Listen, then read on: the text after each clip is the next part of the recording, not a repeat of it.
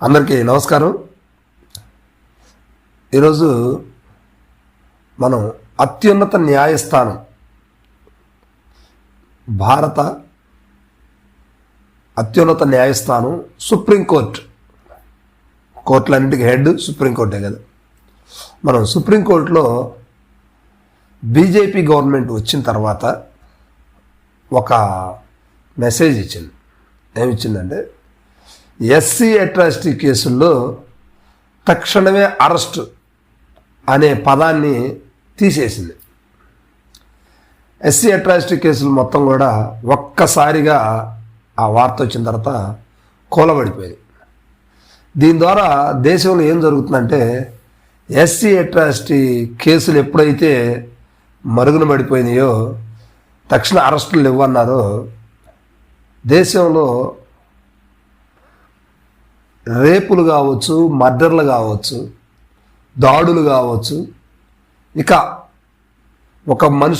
ఒక పేదవాడి మీద కావచ్చు, ఒక మనిషి మీద ఎన్ని విధాలుగా ఇబ్బంది పెట్టవచ్చో అలాంటి కార్యక్రమాలు మొత్తం కూడా ఒక్కసారిగా జరుగుతున్నాయి. భారతదేశంలో క్రైమ్ రేటు కూడా విపరీతంగా పెరిగిపోతుంది. కేవలం సుప్రీంకోర్టు ఎప్పుడైతే ఆ తీర్పిచ్చిందో. సో ఇప్పుడు ప్రస్తుతానికి ఏం జరుగుతుందంటే, ఈ ఎస్సీ ఎస్టీ అట్రాసిటీ కేసులు ఎప్పుడైతే ఫైల్ అవటం ఆగిపోయిందో, పూర్తిగా దేశంలో భద్రత కావచ్చు, సగటు మనిషికి భద్రత అనేది పూర్తిగా కరువైపోయింది. దీని ద్వారా స్టేషన్లో కేసులు తీసుకోవట్లేదు. అసలు కనీసం కేసు కట్టడానికి కూడా పోలీసు వారు సహకరించట్లేదు.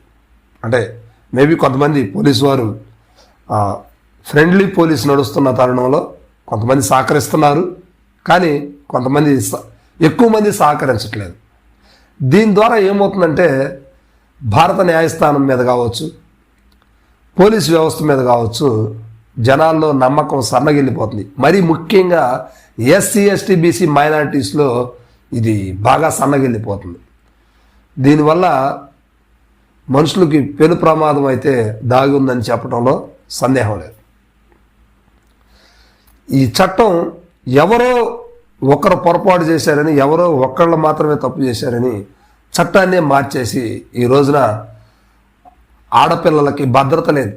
ఎస్సీ ఎస్టీ బీసీ మైనారిటీ పిల్లలు అంటే మిగతా వాళ్ళు కూడా జరగట్లేదని కాదు నేను చెప్పేది, మిగతా వాళ్ళు కూడా జరుగుతున్నాయి.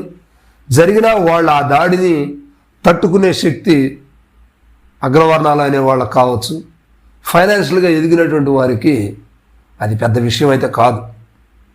కానీ ఒక సహజమైనటువంటి ఎస్సీ ఎస్టీ బీసీ మైనారిటీస్లో ఇలాంటి చర్యలు జరిగితే తట్టుకోవడం చాలా కష్టం.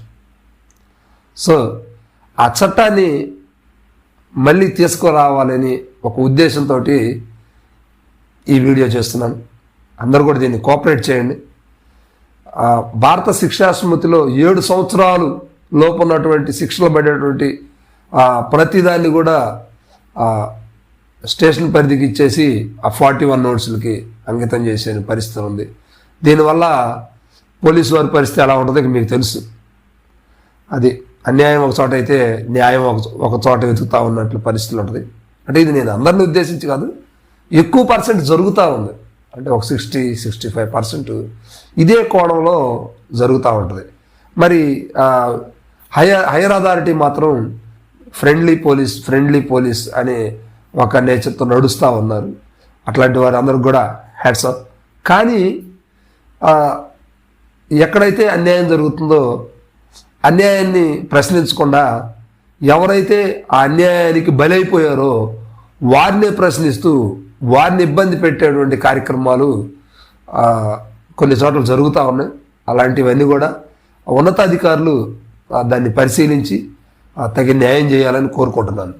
ఇక ఎస్సీ ఎస్టీ కేసుల్లో ఇప్పటికైనా ప్రభుత్వం స్పందించి వెంటనే అరెస్టులు అనేవి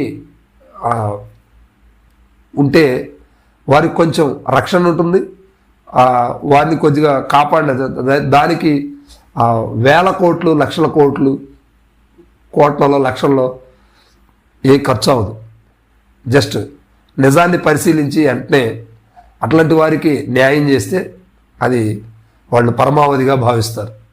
ఇప్పటికైనా అత్యున్నత న్యాయస్థానం వెళ్ళి సుప్రీంకోర్టు వారికి విజ్ఞాపించేది ఏంటంటే ఎస్సీ ఎస్టీ కేసుల్లో మీరు వెంటనే అరెస్ట్ని ప్రవేశపెట్టాలని మనస్ఫూర్తిగా కోరుకుంటున్నాను. ఇది ఎవరి కోసమో కాదు, కొందరి కోసం అయితే కాదు, అందరినీ దృష్టిలో పెట్టుకొని, ఎందుకంటే దేశంలో క్రైమ్ రేటు పెరుగుతున్న నేపథ్యంలో ఇలాంటి చట్టం ఒకటి బలోపేతం చేస్తే అది ప్రభుత్వానికి మంచిది అవుతుంది. జరిగే దాడులను కూడా మనం ఖండించడానికి అవకాశం ఉంటుంది. అంతే. ఈ వీడియోని అందరూ కూడా మంచిగా షేర్ చేయండి. అందరూ దీన్ని నినాదించి ఒక సుప్రీంకోర్టు వరకు వెళ్ళే విధంగా అత్యున్నత న్యాయస్థానం, అత్యున్నత న్యాయాధికారులు కావచ్చు, భారత ప్రధాని దాకా కావచ్చు, రాష్ట్రపతి దాకా కావచ్చు, ఇట్లాంటి వీడియోస్ షేర్ చేయడం వల్ల నలుగురికి మనం మేలు చేసినటువంటి వారు అవుతాం. దర్శనం.